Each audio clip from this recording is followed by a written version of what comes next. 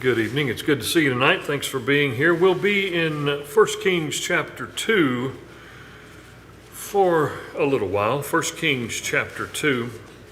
Last week we had talked about the introduction to 1 Kings. How would you describe 1st and 2nd Samuel, 1st and 2nd Kings, 1st and 2nd Chronicles? How would you describe those books of the Old Testament? What would you say about them, just generally?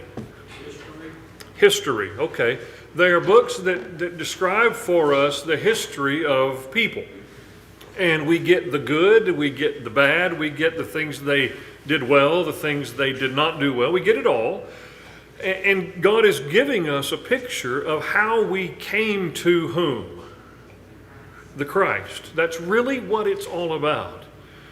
From the beginning in Genesis, all the way through the Old Testament, we're looking at how God brought about the Christ. At the same time, we get to see how people have dealt with their Creator and how they've dealt with each other. And we get to see how God responds to all of that. But really, it's all about we're getting to Jesus. And in our story in 1st and 2nd Samuel and 1st and 2nd Kings, we're certainly talking about the lineage. We get to it with David, the lineage of Jesus. And so it's really good for us to remember that as we talk about these Old Testament books. There's a lot of information in them. And sometimes it gets a little bit clouded for us because we forget the primary reason we're studying through and reading these sections. We want to understand how we got to Jesus. And we want to understand more about the God who put the plan in place. Last week we talked a little bit about some of the things related to chapter 1. This week we're going to talk about how David instructs Solomon really to, it appears to take vengeance for him, to settle up some accounts with folks. And I want us to discuss that a little bit and then maybe some other things toward the end of chapter 2 as we have opportunity. But before we do that, Zach, would you lead us in prayer, please? Dear Lord, thank you for this day. Thank you for all the blessings that you've given us and the opportunity that you've given us to come here and learn more about you, to worship you. Help us to stay focused throughout this session. Take what we learn here and apply it to our lives. Help us to be safe as we go forward. In Jesus' name we pray. Amen. Amen. So one of the difficult things for us, every time we study Old Testament material, one of the difficult things is the brutality that we encounter and the vengeance that we see from time to time. We have a big, long, fancy word for psalms of a certain category that are psalms of vengeance. What's that big long word? Do you remember that word? Starts with an I. Anybody remember that? Imprecatory. Yeah, imprecatory psalms. You might want to look that one up. I don't know who came up with that word, but that's what they're called. It's a reference to psalms that have David and others, but primarily David, saying to God, I want you to deal with my enemies, and I want you to deal with them now. I want you to punish my enemies for the way they have dealt with me. Now, there's a couple of ways we look at those imprecatory psalms. The first one is we take them as they are, and we understand David's position, and we see where he is and why he says what he says, and that's beneficial to us, especially with the context of chapter 2 in 1 Kings. But the other side to the imprecatory psalms that we must mention is that they reference for us heaven's view of sin. They show us how a righteous God responds to an unrighteous person. If we're just talking about getting what we deserve and no grace involved at all, then there is a tremendous amount of you did this, therefore you will suffer this. And you see that repeated in some of those imprecatory psalms, those psalms of vengeance. It is not there to say this is how God wants to deal with you. It is there to say this is how God has the right to deal with you, but by his grace through Jesus, he does not. And so those imprecatory psalms, at least those two ways, are really useful for us to get a good picture of how God deals with us and then the situation that David is in. And now look at chapter 2 of 1 Kings. At first, it begins with David saying to Solomon, it's time for me to die. Verse 1 says, as David's time to die drew near, he charged Solomon his son, saying, I am going the way of all the earth. Be strong, therefore, and show yourself a man. Some of your versions will say, and become a man. What he's saying is it's time for you to grow up now. You're going to have to do this. And then he says in verse 3, keep the charge of the Lord your God, to walk in his ways, to keep his statutes, his commandments, his ordinances, and his testimonies, according to what is written in the law of Moses, that you may succeed in all that you do and wherever you turn, so that the Lord may carry out his promise, which he spoke concerning me, saying, if your sons are careful of their way to walk before me in truth with all their heart and with all their soul, you shall not lack a man on the throne of Israel. So David begins his exit by saying, you're going to have to grow up now, Solomon.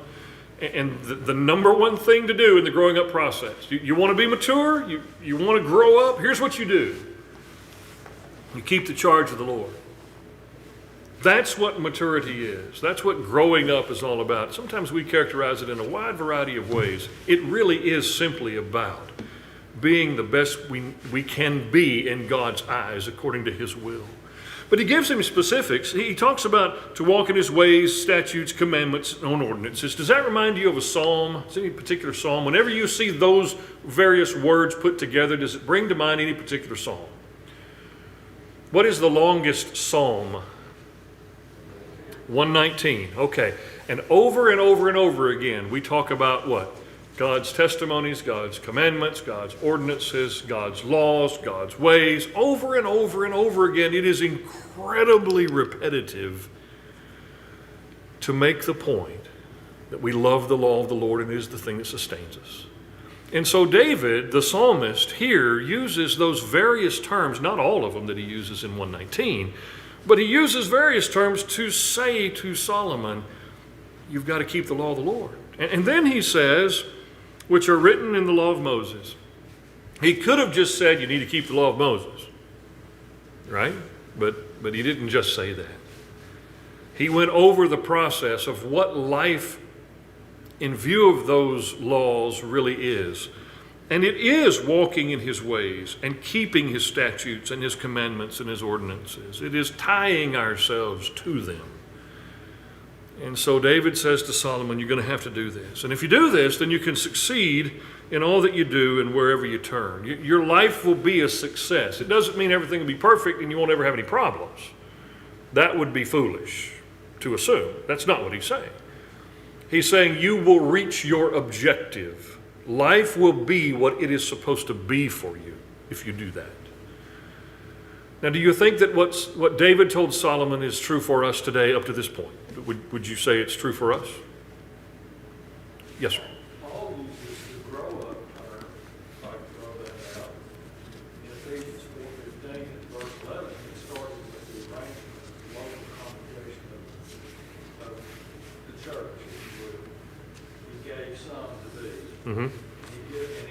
Then he gives the reason why the local congregation of the Lord's people are arranged in that fashion, and then their work, the preaching and teaching of the gospel, which for us we live the law of Moses, and we live in David's time. And he said the primary reason for that is that we would grow up in all things. And so we get the same speech that Solomon's getting from his dad, but we get it through the gospel of Jesus Christ. Very good. And it is to the same purpose. It's to the same end that you and I would make of this life what God intends for us to make of this life.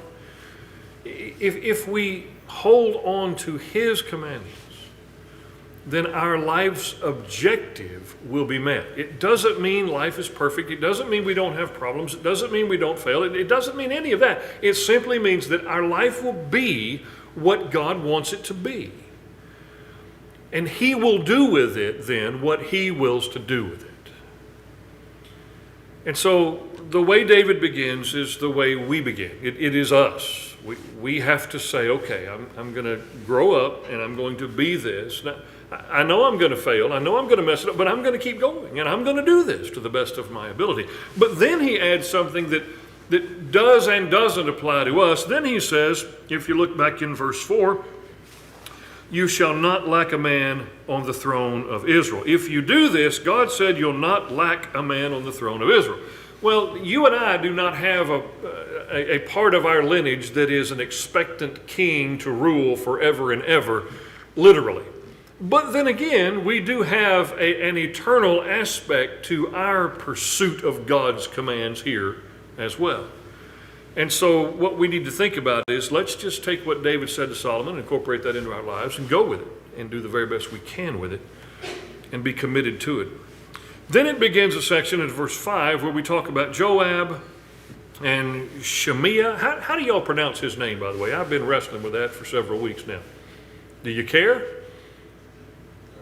Okay, I like to hear that. So you have Joab that we have to deal with, and then Shemiah. And what he says about Joab is, you can look down at verse 5. Now you also know what Joab did to me, what he did to the two commanders of the armies of Israel, to Abner the son of Ner, and to Amasa the son of Jether, whom he killed. He also shed the blood of war in peace, and he put the blood of war on his belt about his waist and on his sandals on his feet. He murdered folks. That's what David says he did. And so verse 6, David says, so act according to your wisdom and do not let his gray hair go down to Sheol in peace. What in the world does that mean? If somehow, some way, settle up with him, he's going to have to pay for what he did. Now, he has already said about Adonijah, the fellow who tried to usurp the throne, his son, he has already said about him, Solomon has said about him, that I'll leave him alone as long as he's a good guy. Back up to chapter 1, the end of chapter 1, verse 52, Solomon said, if he is a worthy man, not one of his hairs will fall to the ground, but if wickedness is found in him, he will die. So Solomon's already got something on his radar regarding his brother. And now David says regarding Joab, I want you to deal with him. You're going to have to deal with him. And now the next fellow there, in verse 8 is Shemiah. It says the son of Gera, the Benjamite. What does that tell you? The Benjamite. Related to whom? Related to Saul. Yes, he's one of Saul's descendants. In fact, that's the reason, apparently, that he has such trouble with David. David says, it was he who cursed me with a violent curse, verse 8, on the day I went to Mahanaim. But when he came down to me at the Jordan, I swore to him by the Lord, saying, I will not put you to death with the sword. So David said, I'm not going to kill you, but what you did was actually worthy of death. I'm going to give you grace and a pass. But David says to Solomon, now therefore do not let him go unpunished. For you are a wise man, verse 9, and you will know what you ought to do to him, and you will bring his gray hair down to Sheol with blood. Okay. David, we've already acknowledged early on, was a fairly violent fellow. In fact, that's the reason he was unable to do what? Build the temple, right. We understand that. He was a violent man. Here he is commanding his son Solomon basically to kill two folks, and Solomon's already got his eye on his older brother to kill him possibly. So how do you deal with all that? What do you say about that? I mean, does David have the right to do that? Is this just a man who is about to die and he's still really vengeful and he's mad and he's angry about things and he's been done wrong and now he wants somebody to go make it right? Is that what it is? How can you understand that and still keep in your mind David is a man after God's own heart? How do you reconcile that? Because we kind of need to understand all that. So how do we do that? Where do you start with that? Or what question do you ask? What options do you have? Well, these two and the brother were threats to the throne. Joab, because of his military, Adonijah because of his lineage, and Shemaiah because of his lineage being of Saul. And in one respect, I can see that David was just looking out for Saul. You got three problems here. You need to know that they're take care of it. Very good. Now the throne is governed ultimately by whom? God is the one who put this in place, right? And so David is then in that sense protecting what God has already established. Has Joab been a threat to Solomon? Absolutely. He took Adonijah's side, right? He went to Adonijah's party. He went there to celebrate that Adonijah's going to be the new king. He literally did that, and so he is guilty of that. Adonijah, of course, is guilty. There's no question about that. The other fellow, Shemaiah, he has that lineage of Saul problem. He's still mad because he says David got rid of Saul. David usurped the throne of Saul. Well, the last thing Israel needs is that kind of strife. And so on the one hand, you do have David watching out for a God-ordained order. And the people he's dealing with are literally guilty of rebelling against God and God's order. What else? Is David here a puppet king? Would Solomon be a puppet king? Or are they literally the kings, the executioners? Are they the ones that rule literally in the kingdom? They rule. They are the ones who make the decisions and issue the orders. And they are the ones assigned by God to do that. And so, yes, sir. Well, so what you have is a God-ordained arrangement being protected by dealing with the folks who threaten it. That's kind of a harsh thing for us. Now, do we have laws about treason here in the United States, federal laws about treason? In fact, is treason mentioned in the Constitution? It is. Is it a big deal? Well, that's a whole other issue. Is treason mentioned in the Constitution? Absolutely it is. It is one of those things that is that is such a big deal that sometimes we don't even know how to deal with it, and we refuse to deal with it because it's such a big deal. In their world, not so much. They handled it. And so what David is saying is there's going to be some things you're going to have to handle. And they're not fun things. They're not things we enjoy. But you're going to have to do it. And part of all this is we sometimes forget, even now, we sometimes forget that God has plans beyond us and our individual lives or even our local collective lives. A lot of times we'll look at what's going on in our nation and we'll get really worked up about that. We will, whether we agree with what's currently happening or what did happen or what might happen, we get really worked up about the politics of the country and the way things are going, and we just cannot believe that this would happen or that would be tolerated or so on and so forth. We get so worked up about that. Do we pause sometimes and say, okay, is this the will of God playing out in our nation? Is it? I don't know. I don't always have that kind of knowledge, and neither do you. But do we see God at play in the nations? We do. He is a God of all people, not just a God of the people of the United States who look like us or think like us. He is a God of all people. And so we have to allow Him to be who He is, and this is where faith comes in, and trust that if we play our role as Christians, not as political activists, that's a whole other issue, and you're welcome to do that, but if we play our role as Christians, and we trust in Him, then His will be done. We have to have that kind of faith. And so here you have David issuing orders to Solomon that some people will understand and agree with and some people will not. But the way it is we're going to take care of this because it is our role to take care of it. It is our responsibility to take care of it. Have you ever thought about the people in Jericho? Remember when the children of Israel were about to cross over the Jordan and they went to Jericho? Remember about the marching around the walls and all of that, blowing the trumpets? What happened when the walls fell down? Okay? Killed everybody except for Rahab. Sometimes we really struggle with that and things like that because that's not the only time. From our perspective, few things are more valuable than life itself. That is, my own and your own individual life. We get pretty worked up about our lives. That is not the most important thing to God. And that's hard for us sometimes. The most important thing to Him is our souls. Our soul is by far the most important thing. That's what He cares about. And not just mine, but everybody's. And so let's have a sense of faith about us to say that God may be working in our world, just like he worked at Jericho. Depending on which side of that wall you were on, things were either awesome or pretty bad. It was all the will of God. For both sides, it was the will of God. You remember when Jonah went to Nineveh? 40 days the Lord will overthrow Nineveh. The people repented. Jonah's mad. God is happy. And God relented. But their time came.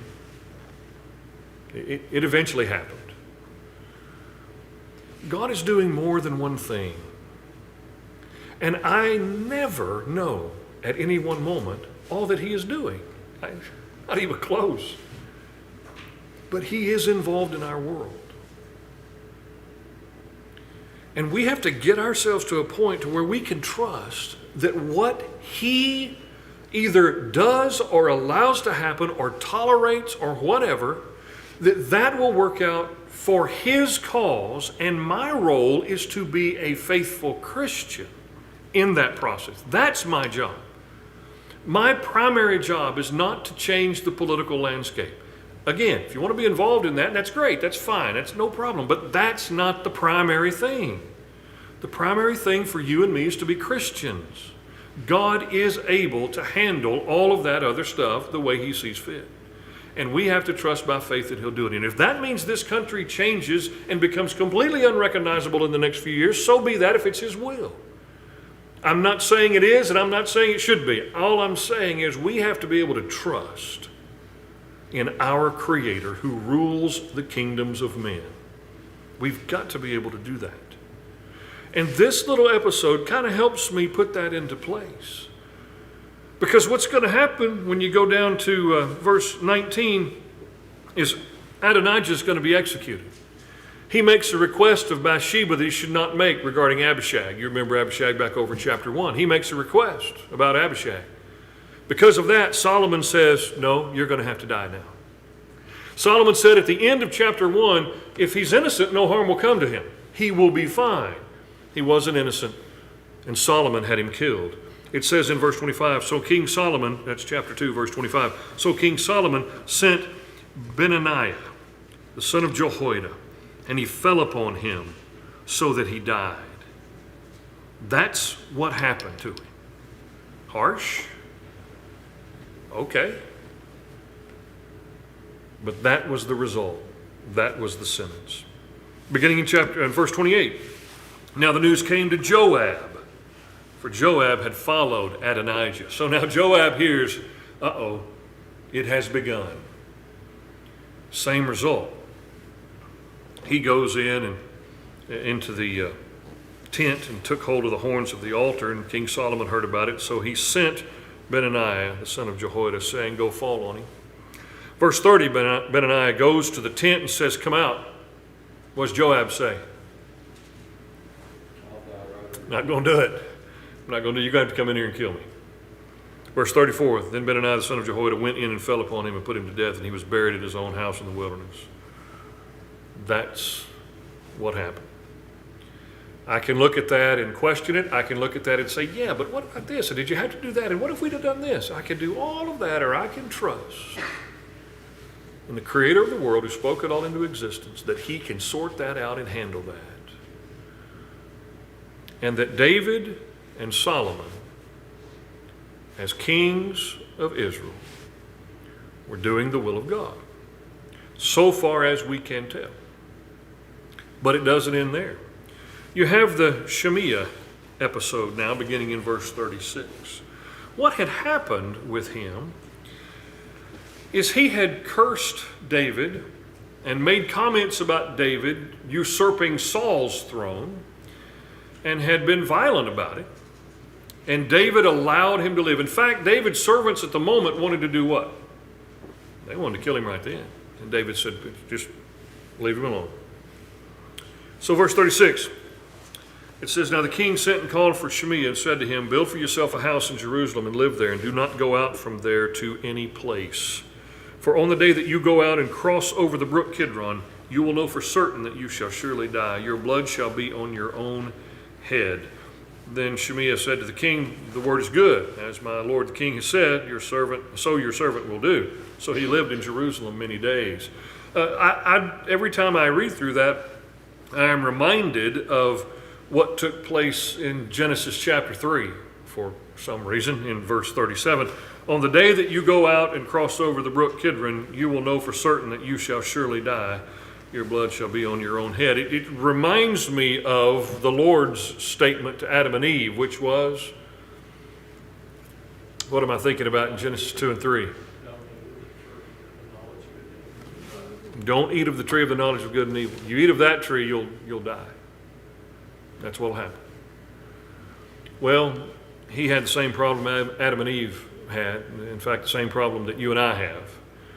Because it says in verse 39, after he had agreed that that is a good word, that's a good arrangement for me, because I know what I'm due, I understand what I've done, I know the penalty, so that's a good word. Verse 39. But it came about at the end of 3 years that 2 of his servants ran away to Achish, king of Gath. And they told him, saying, behold, your servants are in Gath. Then Shimei arose and saddled his donkey and went to Gath, to Achish, to look for his servants. And he went and brought his servants from Gath. It was told Solomon that Shimei had gone to Jerusalem, from Jerusalem to Gath, and he had returned. So the king sent and called for him and said, did I not make you swear by the Lord and solemnly warn you, saying, you will know for certain that on the day that you depart and go anywhere, you shall surely die? And you said to me, the word which I have heard is good. Why then have you not kept the oath of the Lord and the command which I have laid on you? Solomon finds out about it. Solomon asks him the question. Then he reminds him in verse 44, you know all the evil which you acknowledge in your heart, which you did to my father David. Therefore the Lord shall return your evil on your own head. But King Solomon shall be blessed, and the throne of David shall be established before the Lord forever. That last little bit in verse 45 is saying what? This is a righteous decision. This is a necessary and righteous decision that we're making.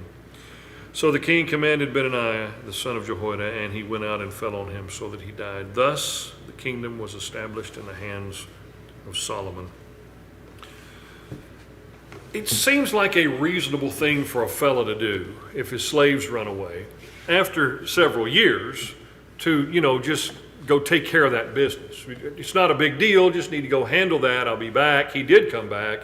It seemed like everything would be fine. And our minds kind of tend to work that way. We don't operate based on situation ethics, but we sometimes want to, don't we? We sometimes want to say, well, the situation is such that this should be okay. I know generally I shouldn't do this, but the situation is extreme, so I should be able to do it. That's kind of how we think. I don't know if he went through that process or not. He may not have thought much about it at all, or he might have snuck out of town hoping nobody would find out. Either way, he knew the arrangement, and he knew he shouldn't do it. And so he left Jerusalem.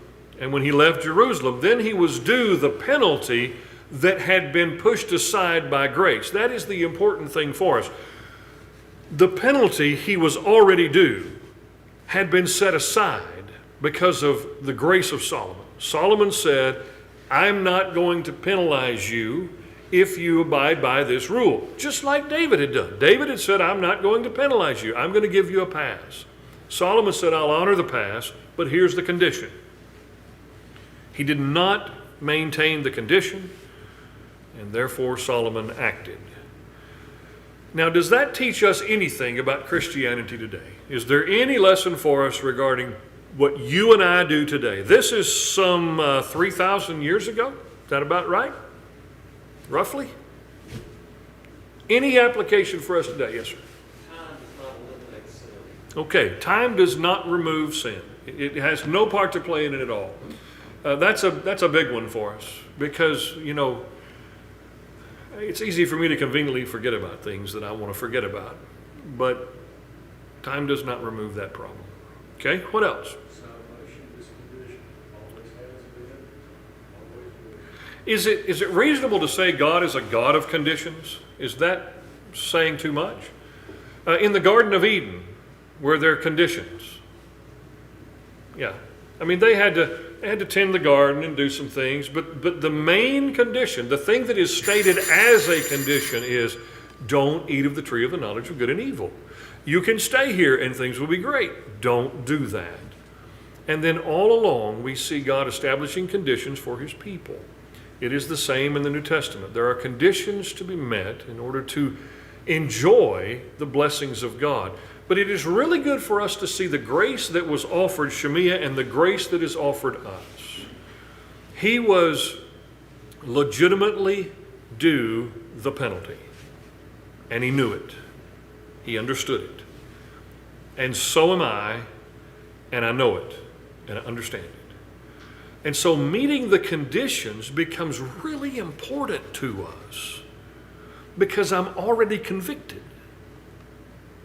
Sometimes I want to act like I haven't been put on trial yet and there's some question about my guilt. You know, maybe it's not as bad as I thought it was, and maybe nobody really knows, and maybe everything will work out. No, I've already been convicted. But the penalty has been laid aside as long as I strive to meet those conditions. And it's really helpful for us to think about it like that. Joe, you have something on your mind? Well, I'm just thinking from Shemiah's point of view, he had already been forgiven. And now he's being tried a second time for a crime. God doesn't work with us, like you're asking God to apply to us today, but that's the way man was doing it. But what's God gives us, we can keep. That making sense? It does, but the conditions have to maintain. We have to continue meeting the conditions. And that, but Solomon installed new conditions on, which he agreed to. Yes. But it appears that he was never forgiven. Maybe not. It's that David simply said, I'm not going to kill you. I was going back to that. Yeah, and the way David phrases it there when he's talking to Solomon in the second paragraph, do not let him go unpunished, verse 9, for you're a wise man, you know what you ought to do for him. David expects something to happen to him. Now, how, I don't know. But so what you have here is the idea of we're in a circumstance where we are convicted, we are guilty, we know it. There are conditions of grace that we can meet that keep the penalty from coming our way. And I just want to ask, first of all, this question: how important is that to you? Is that a big deal to you? Do you think about that often? I'm not asking, do you wallow in it? I'm just saying, do we think about that is our circumstance? That the grace of God has set aside the penalty that I am due. That is my situation. That's where I am. And I'm never going to change that. I'm never going to get to a point to where I'm not due the discipline of the Lord or the severity of the Lord. I'm never going to get to a point to where I'm no longer in that situation. I'm always going to be reliant upon the grace of God. Every minute of every day. That's who I am. That's how I live. And how important is that to me? How big of a deal is that to me? And I want you to think about the idea of leaving Jerusalem. You and I, we live in a country, thankfully, where we can go wherever we want to go. We used to be able to go wherever we want to go. Now things are a little different. But we don't worry about that very much. But the idea of leaving the safe place, leaving the spot where the grace is, that should terrify us. That should cause every one of us to literally stop in our tracks and say, well, I'm not going. Like we wish he would have done. When he's riding his donkey out of town, he should have pulled on the reins, held it up, and said, whoa, wait a minute, what am I doing? If I cross this line, I no longer enjoy grace. I get what I deserve. And turn that thing around and get back in there. That needs to be our attitude regarding leaving Jerusalem. We're not going to do it. We're not going to leave the safe place. For us, it's not literally Jerusalem, it's the Lord's church. We're not going to do it. Because it's the most important thing, because it provides the one thing I have to have that I can't provide for myself. I can't give myself grace. I don't have the ability to give myself the grace I need. Only God can do that. And so whatever the conditions, whatever the rules, whatever the circumstance, we will happily submit to that. Because I don't want what I deserve. Yes, sir.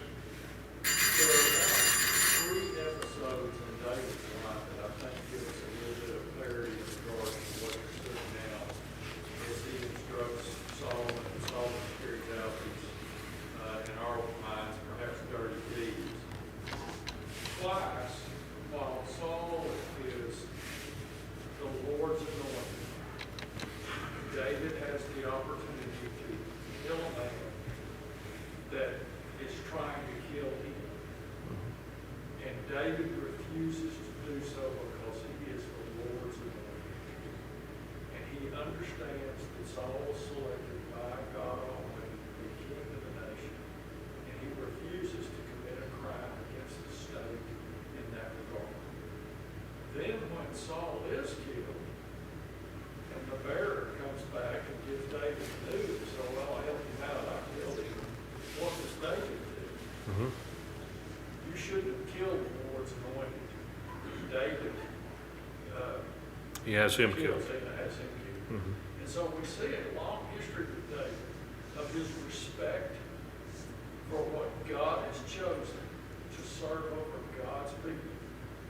And we don't know his motives for passing on those opportunities that he had with Joab and Shimei and those guys. Mhm. But that's what he chose to do. And now he's telling Solomon, this is the Lord's will in regards to the way people that deal with the Lord's anointed have acted and behaved. And so I think that long history of his respect for the position, because it's God's anointing, comes through. Very good. on this. Very good. Okay, we are out of time. Two takeaways that I'll remind you of. Two takeaways. Trust the Lord. If things aren't going the way you want them to go in this country, trust the Lord. His primary concern is not this country. His primary concern is the souls of mankind. Trust God. And then, don't leave Jerusalem. Don't leave the safe place. Do all you can do to stay in His grace. Because that's all that's going to matter when we stand before Him in judgment. Thank you. We'll have our closing announcement.